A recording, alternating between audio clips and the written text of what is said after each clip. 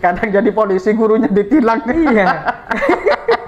Hal yastawil ladzina ya'lamun wal ladzina la ya'lamun. Apakah sama orang yang tahu dan orang yang tidak tahu? Beda. Jadi jelata, jadi pedagang, jadi petani, pokoknya semuanya itu berlandaskan akhlakul karimah. Seorang raja yang pengikutnya itu luar biasa takdimnya kepada rajanya, kecuali Muhammad. Kalau di salah satu desa, di situ ada yang buta aksara Al-Quran, berarti tokohnya yang salah. Gitu. Assalamualaikum warahmatullahi wabarakatuh.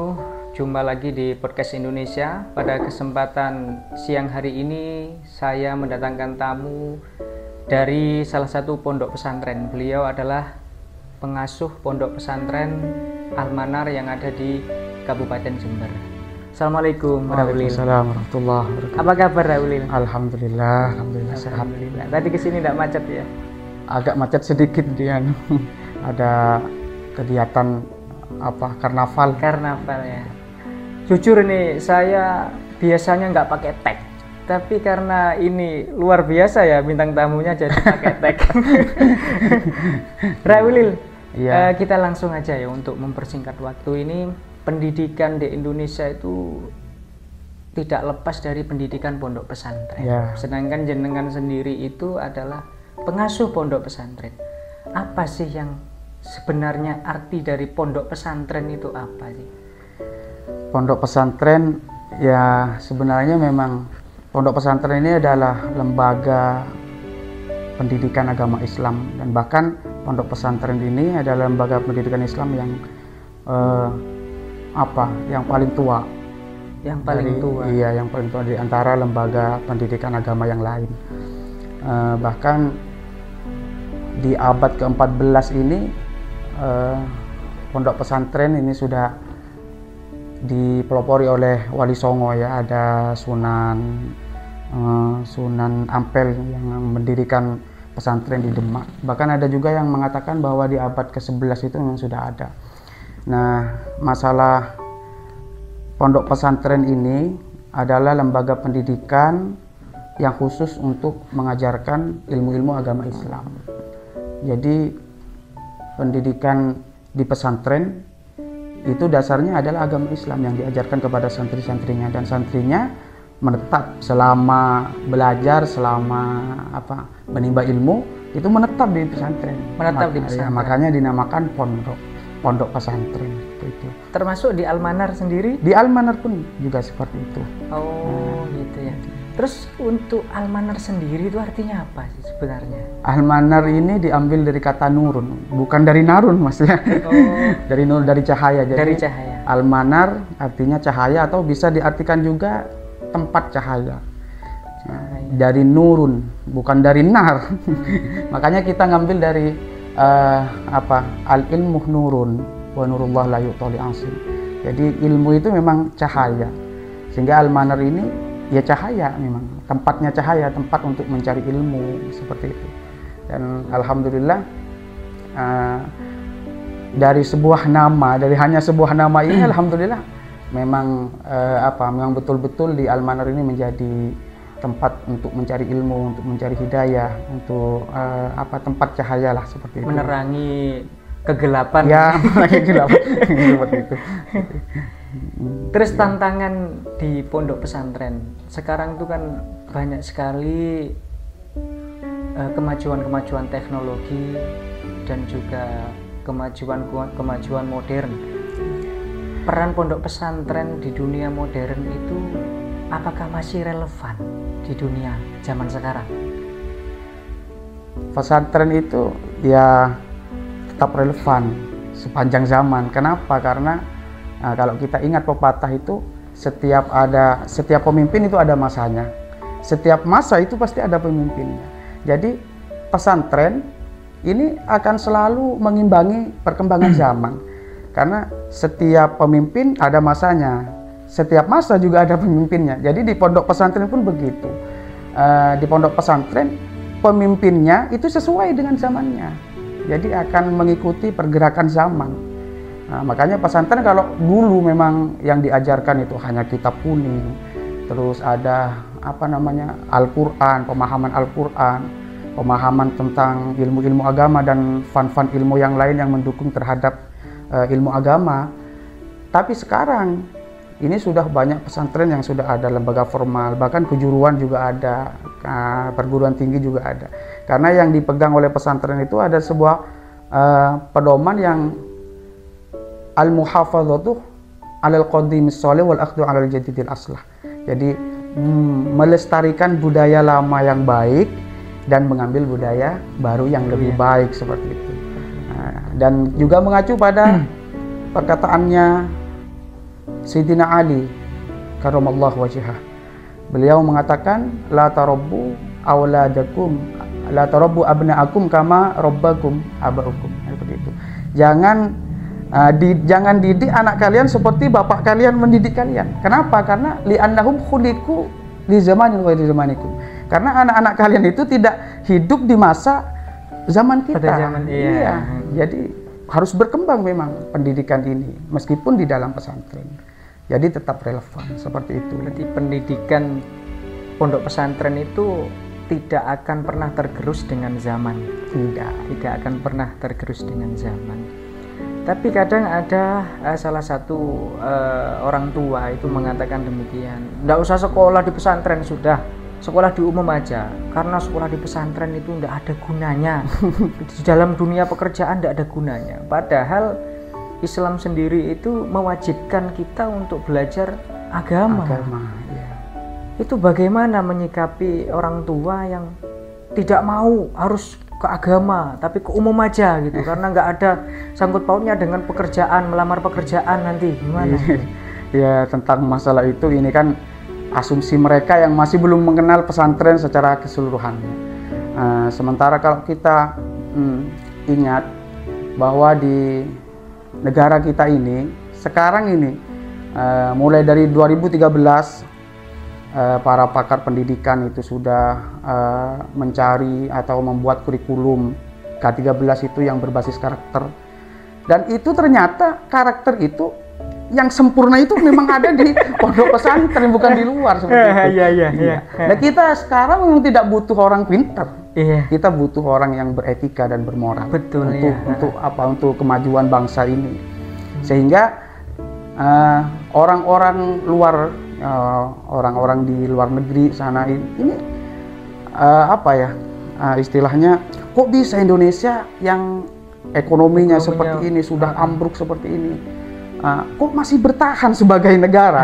Nah, itu kuncinya, kata kuncinya ada di moral bangsa. Jadi kalau tidak ada pendidikan yang bisa mencetak moral atau etika yang baik, negara ini akan runtuh dengan sendirinya. Ya. Karena tidak akan sosialnya tidak akan baik, yang kaya tidak akan peduli pada yang miskin, orang tua tidak peduli kepada gimana anaknya masa depan, seperti itu. Nilai-nilai agama itu kan sebetulnya bukan hanya dalam hal kita itu membaca Al-Quran, terus membaca kitab, tidak. Tapi di situ ada nilai akhlak, ada nilai sopan santun. Betul. Nah, sekarang itu kan eranya modern. Orang-orang ataupun siswa atau santri atau yang belum mondok itu mencari ilmunya dari handphone. Dari handphone, gurunya dari handphone, ini sumbernya dari handphone.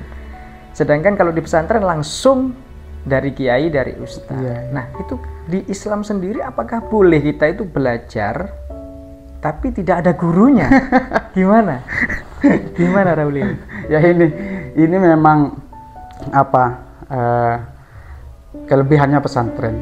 Kelebihannya pesantren itu di pendidikan yang ada di pesantren itu bukan hanya mentransfer ilmu, bukan hanya mentransfer pengetahuan kepada anak, tapi juga mencontoh bagaimana yang baik dan juga bisa memfilter, bisa membedakan antara yang hak dan yang batil, seperti itu.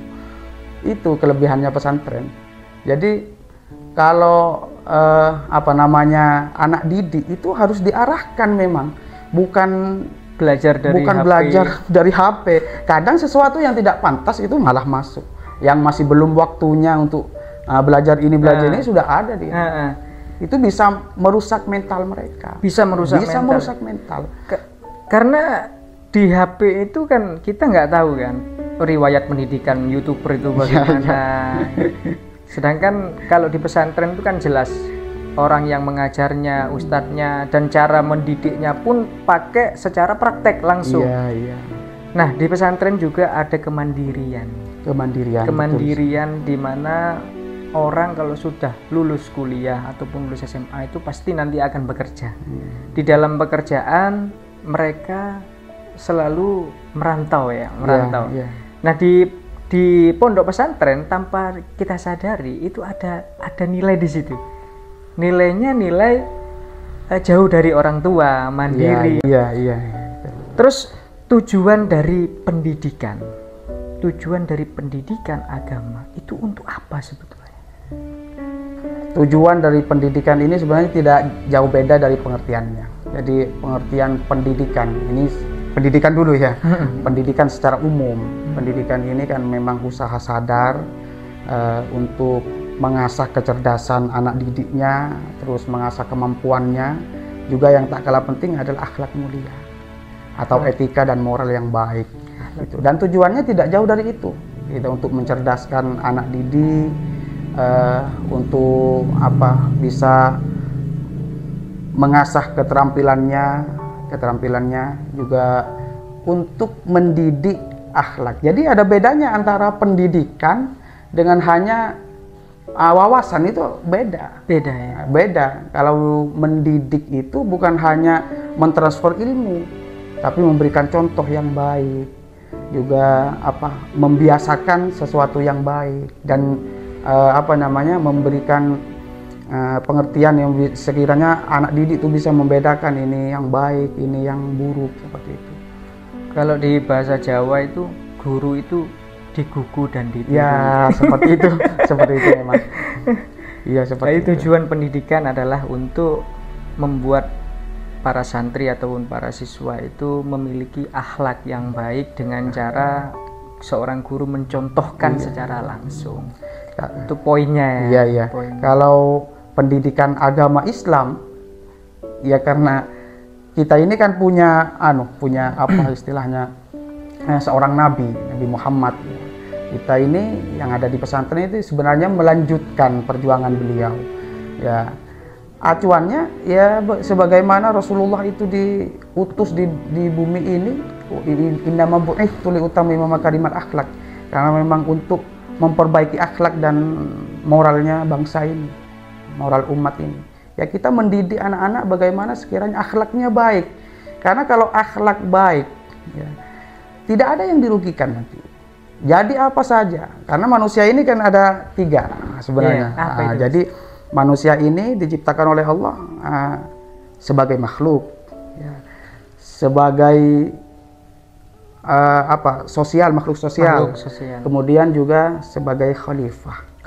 Nah, ini sebagai pemimpin pengganti Allah untuk mengurus bumi ini. Jadi kalau di pesantren 3-tiganya ini, dimanapun pesantren santri itu ada, ini harapan pesantren ya. Harapan pesantren, kecuali ada kecelakaan nanti tidak sesuai dengan harapan, ada banyak juga santri-santri yang seperti itu. Jadi harapan pesantren itu dimanapun mereka berada, yakni santri-santrinya berada, itu menguntungkan terhadap orang lain, tidak merugikan orang lain. Mau jadi pemerintah, masuk di parlemen, ataupun mau jadi rakyat jelata, jadi pedagang, jadi petani, pokoknya semuanya itu berlandaskan akhlakul karimah. Orang pendidikan masih belum lengkap kalau tidak diimbangi dengan pendidikan agama. Belum. Terus lagi, kurikulum di Indonesia itu sering berubah-ubah, dari K13, kurikulum Merdeka dan lain-lain. Ditambah lagi ini ada sekarang sistem pendidikan yang modern itu menganut sistem full day. Nah, itu bagaimana menurut pandangan jenengan tentang kurikulum yang berubah dan sekolah full day itu? Apakah itu mengganggu untuk santri ataupun siswa yang mau belajar tentang agama? Karena begini, kalau mereka itu sekolah full day, ini banyak keluhan dari masyarakat, itu nanti sekolah awakmu kesel, ndak usah ngaji malamnya. Itu pasti kan akan mengganggu juga pendidikan agama di situ. Bagaimana menurut pandangan Raulil? Sebelumnya kalau bicara tentang ini, saya bersyukur sangat kepada Allah karena di daerah saya selamat dari ini. Alhamdulillah selamat daerah saya. Di sekitar pondok juga selamat dari seperti ini. Jadi mereka anak-anak di sekitar rumah saya itu masih biasa ngaji, biasa sekolah diniyah itu mendapatkan pendidikan agama yang yang luar biasa sudah mulai Full, dari ya? sore sampai malam Malam. itu, bahkan subuh kadang masih ngaji, ada anak-anak kecil itu masih ngaji. Nah, menyikapi masalah full day ini, kalau memang mengganggu terhadap pendidikan agama seperti TPA, sekolah diniyah ataupun pesantren ngaji sorokan itu, saya kurang setuju. Kurang setuju. Kenapa? Karena setiap anak itu punya kebutuhan masing-masing, bukan hanya sekolah. Pendidikannya bukan hanya di sekolah. Bukan hanya di sekolah yang dibutuhkan oleh anak itu. Jadi juga dibutuhkan pendidikan agama, juga butuh untuk bisa bagaimana mengenal Rasulullah, bagaimana akhlak Rasulullah sehingga bisa meniru akhlak-akhlak mulia beliau. Seperti itu. Dan itu akan dibawa nanti ke kehidupan yang nyata ini. Di dalam bermasyarakat, bersosial itu dibawa nanti ilmu-ilmu agama ini. Jadi kalau makanya kata hadis Nabi ini, hadis Nabi disebutkan kalau Allah ingin menakdirkan sesuatu yang baik pada seseorang, itu Allah Ta'ala akan memberikan pemahaman yang baik dalam ilmu agamanya. Tanda cintanya Allah. Iya, tanda cintanya Allah. Tafaqquh fid din. Seperti itu. Berarti untuk full day ini bisa dibilang mempengaruhi cara siswa untuk belajar agama itu kurang gitu. Kurang. Iya. Kurang. Iya. Lalu ini ada sebuah penelitian. Penelitian ini dilakukan dari dosen, itu 70,25% itu masyarakat Indonesia itu buta aksara Al-Qur'an. Buta aksara Al-Qur'an. Bagaimana peran pondok pesantren untuk menuntaskan ini? Kira-kira apakah itu juga bisa pondok pesantren menuntaskan itu? Dengan cara apa? Pondok pesantren ini kalau secara legalitasnya memang ada di sebuah bangunan, ada di sebuah daerah gitu lah bangunan.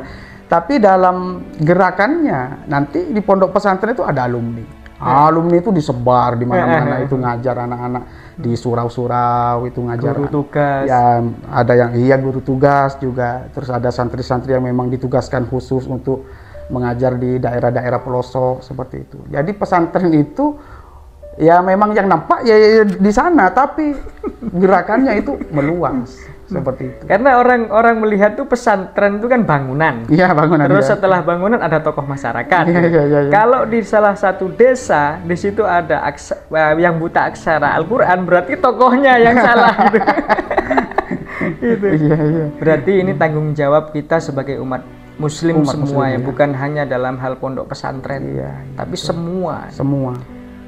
Terus pendidikan yang dilakukan ala Rasulullah pada zamannya Nabi.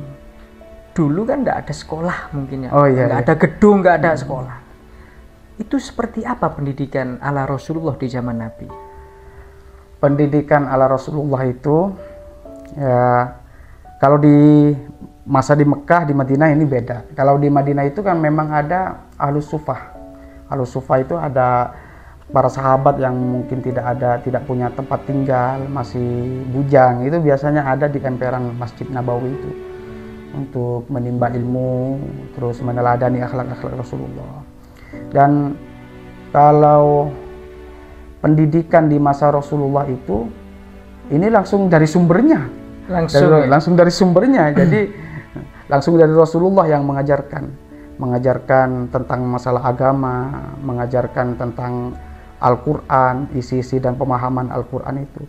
Dan itu para sahabat. Makanya pesantren ini memang mirip dengan bagaimana cara Rasulullah mendidik para sahabat. Secara langsung bertatap muka. Secara langsung bertatap muka. Dan para sahabat atau santri-santrinya Rasulullah ini memang betul-betul menghargai terhadap Rasulullah.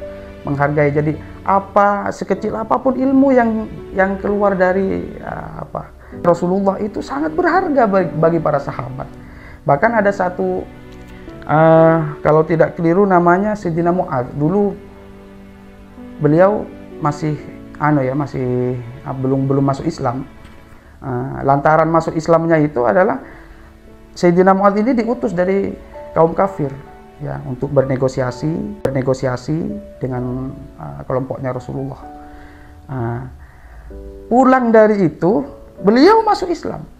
Kenapa? Beliau berkata, saya tidak pernah melihat seorang raja yang pengikutnya itu luar biasa takdimnya kepada rajanya, kecuali Muhammad.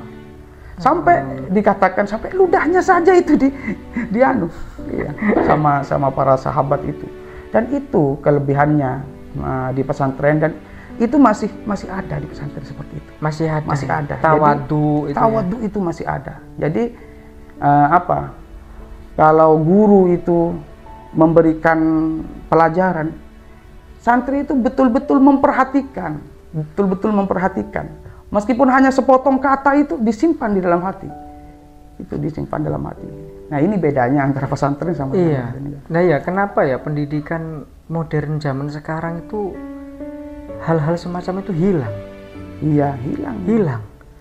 Bahkan seorang siswa ketika dia itu sudah lulus, ketemu sama gurunya itu sudah lupa. Kadang jadi polisi, gurunya ditilang. Iya. Iya. Itu apa yang kurang di pendidikan era modern sekarang itu sebetulnya apa? Apakah karena pengetahuan agama yang kurang? Karena 1 minggu dalam satu sekolahan itu mata pelajaran agama pun itu hanya 2 jam 3 jam. Iya. Kurangnya itu.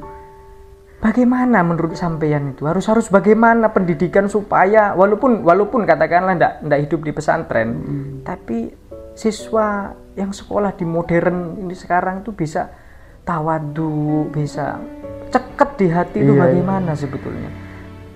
Antara siswa dengan guru itu harus nyambung hatinya.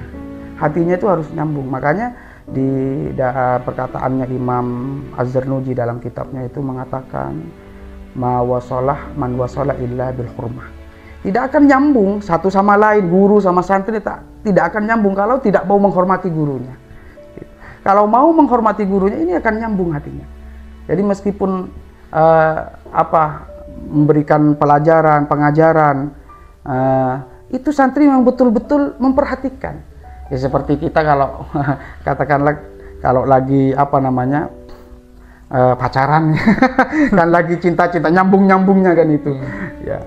Apa yang dikatakan oleh si doi ini mesti kita ingat-ingat terus. Iya, sama dengan santri atau murid kepada gurunya. Kalau memang nyambung hatinya, itu apa yang dikatakan beliau itu disimpan di dalam hati. Disimpan dalam hati. Berarti pendidikan secara emosional itu harus dijaga betul juga. Betul. Agar supaya siswa bisa mendapatkan materi itu dengan disimpan dalam hati. Ya, kita kan punya 3 kecerdasan itu. Jadi ada kecerdasan IQ, kecerdasan otak ya, kecerdasan otak. Terus ada EQ, kecerdasan emosional. Terus SQ ada kecerdasan spiritual. Jadi 3-tiganya ini harus kita dapat, jangan hanya kecerdasan otak saja, mentalnya nanti gimana, ibadahnya nanti gimana, sosialnya nanti gimana, kan seperti itu. Iya, sebenarnya pendidikan agama di era modern itu sangat relevan, dan pendidikan agama di zaman modern itu sangat menolong bagi orang yang hanya cerdas saja, itu pasti nggak akan tertolong karena banyak orang yang cerdas setelah cerdas menjadi pejabat korupsi. Nah, tapi dengan adanya pendidikan agama, dengan katakanlah jenengan bilang relevan lah agama, itu bisa menolong bukan hanya dalam hal kesuksesan, tapi keselamatan juga. Gitu kan intinya. Terus lagi ini Raulil, pahala bagi orang yang mencari ilmu itu seberapa pahalanya? Karena buat penyemangat seorang yang mau belajar agama itu kan banyak sekali kan itu. Jadi pahalanya itu seperti apa pahalanya orang yang belajar agama?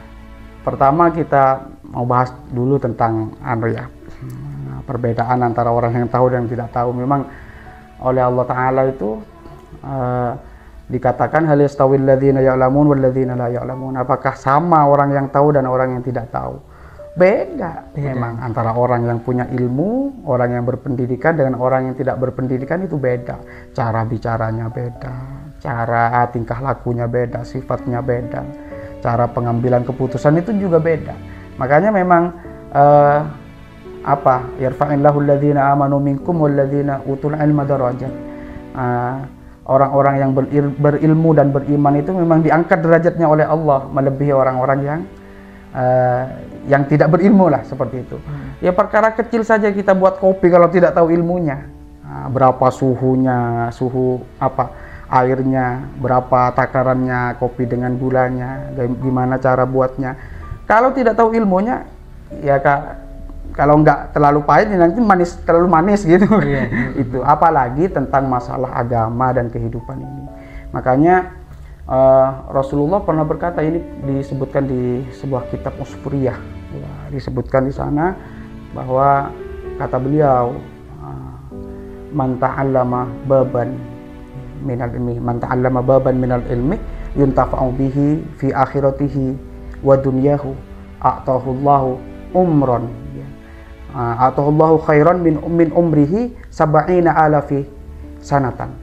Jadi orang yang belajar satu bab saja dari ilmu pengetahuan, belajar yang berguna, ilmunya ini berguna untuk akhiratnya, berguna untuk dunianya, ini lebih baik, kata Rasulullah, lebih baik dibandingkan 70.000 umur kita digunakan untuk ibadah.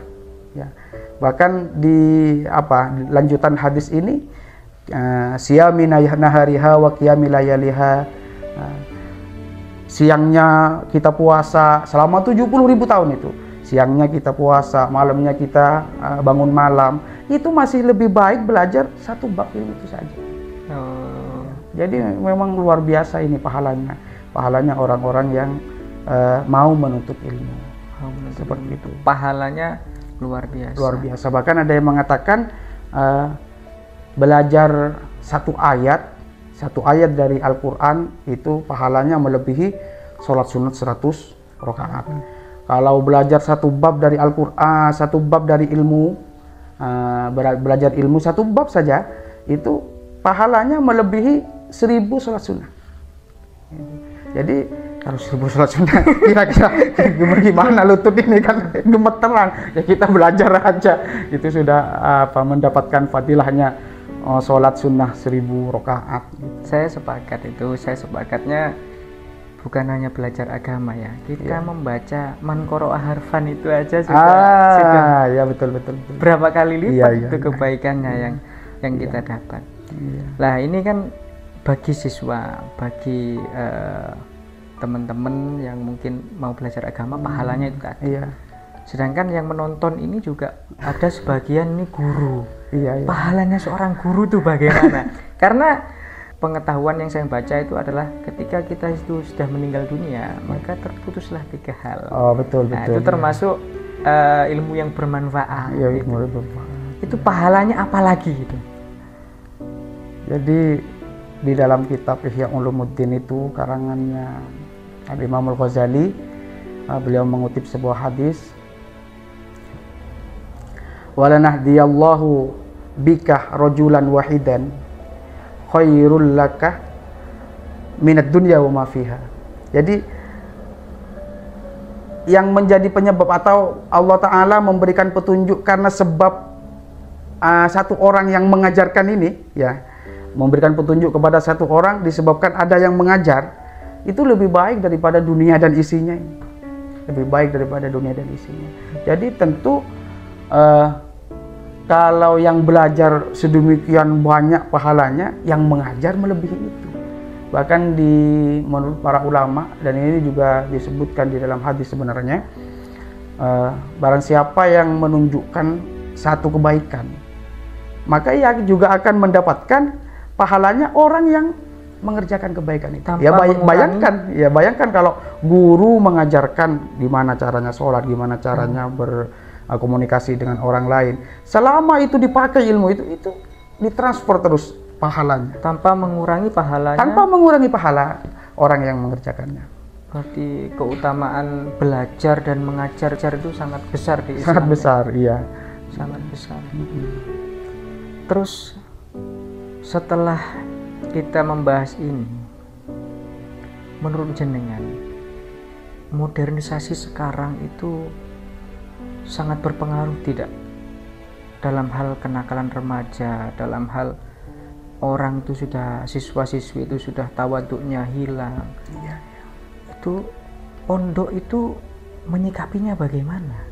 Setelah ada informasi, pengetahuan dan figur yang dari barat menjadi tokoh-tokoh figur ditiru, itu bagaimana pondok pesantren itu supaya menetralisir itu bagaimana? Sedangkan kan kemajuan teknologi itu kita nggak bisa membendung. Iya, iya. Apakah di pondok pesantren itu boleh membawa HP? Apakah nggak boleh? Sedangkan bertentangan juga. Sekarang eranya modern. Iya, iya. Bagaimana sikap pondok dalam hal menyikapi modernisasi ini? Kalau bicara tentang modernisasi ya tentu memang berdampak ya kepada masyarakat, kepada anak-anak didik itu memang berdampak luar biasa terhadap kenakalan remaja, juga kurangnya tawaduknya kepada guru itu berdampak. Nah, di pesantren alhamdulillah selamat dari itu. Kenapa bisa? Karena pesantren itu membatasi santri untuk tidak semua yang ada ini harus diketahui. Jadi dibatasi. Makanya kata saya tadi, pesantren itu al-muhafadzatu 'alal qadimis shalih. Masih melestarikan budaya yang lama dan wal akhdhu 'al jadidil aslah, mengambil budaya baru yang lebih baik. Budaya baru. Ini sangat baik bagi berkembangnya pendidikan. Nah, di bangsa kita ini sebenarnya kan gini, kebanyakan kita di bangsa ini kalau ada hal yang baru, yang lama ditinggal. Itu yang membuat kita bangsa kita ini tidak maju-maju, yaitu kalau sudah ada yang baru, yang lama ditinggalkan. Nah, pesantren tidak. Nah, untuk menyikapi yang seperti itu, memang harus mendidik seperti di pesantren. Jadi anak-anak harus belajar di pesantren, kita berikan wawasan memang dari dunia luar tapi tidak semua yang ada di luar itu harus masuk ke pesantren. Bahkan tempat paling selamat untuk generasi Z ya, Gen Z ya. Gen Z, generasi Gen Z. Iya, generasi ini tempat paling selamat untuk belajar itu adalah di pesantren. Di pesantren. Tempat paling selamat itu adalah di pesantren. Iya, karena kita dibatasi dan kita di sana dididik, memang betul-betul dididik dari mental, dari hati dulu, dari jiwanya memang dididik untuk bisa menghadapi modernisasi seperti halnya sekarang ini, seperti itu. Berarti di Al-Manar sendiri itu pendidikannya bukan hanya pendidikan secara salafi ya, iya, bukan, tapi ada pendidikan modernnya juga ya. Iya. Ada lembaga pendidikan umumnya juga di Al-Manar. Iya, juga ada. Karena kita harus bisa mengimbangi kebutuhan anak. Ya kata tadi Sayyidina Ali itu, jadi jangan didik anak kita seperti orang tua kita mendidik kita, karena sudah beda zaman. Kita harus mengikuti perkembangan zaman ini, tapi kita filter mana yang baik, mana yang tidak baik gitu. Bahkan gadget itu tidak boleh masuk ke pesantren, karena tidak ada filternya di sana. Apa aja masuk, dan itu sesuatu yang tidak seharusnya ditonton oleh anak di bawah umur, kadang di HP itu masuk seperti itu. Sebelum kita akhiri ini Kak Ulil, ini ada susu dari produk dari salah satu teman saya. Iya. Susu sehat ini. Mari kita coba dulu ini susunya. Oh, kebetulan haus ini. Ini susu asli tanpa gula. Susu asli dan tidak bau sapi. Awis. Cukup? Cukup, cukup. Monggo diminum, dirasakan susunya biar sehat. Susu sehat, produk asli lokal Indonesia. Monggo diminum. Bismillahirrahmanirrahim.